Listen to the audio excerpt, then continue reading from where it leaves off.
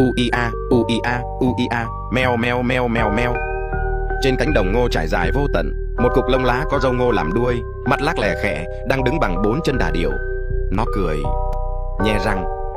Mèo cầm râu ngô uia bước đi, mỗi bước làm cây ngô héo rũ. Đặt dưới chân nó, mọc toàn ngô nướng. Mèo cầm đứng giữa ruộng ngô, mặt lác lè khẽ, cười toẹt toét, rông vòng lại. Uia, ăn không? Chạy, chạy thôi anh em ơi, quái vật mèo méo uia trội dậy. Cái con củ cải gì mà nuôi tốn tiền vãi ò. Suốt ngày ăn rồi ngủ rồi ia, chán thì lại báo. Không được tác dụng gì, đã thế lại còn phải đi làm kiếm tiền mua pate súp thưởng cho nó. Buồn buồn thì nó cần, vui thì nó cào. Được mỗi cái thi thoảng nó ninh thì liếm với massage bằng chân cho vài phát. Đã thế giờ chúng nó còn biết quay video nấu ăn, làm video nhạc house lạc. Uia, uia, uia các kiểu. Sợ quá, xô quá, chạy mau. Chúng mày ơi, chúng nó xâm chiếm trái đất rồi. Chạy, chạy thôi.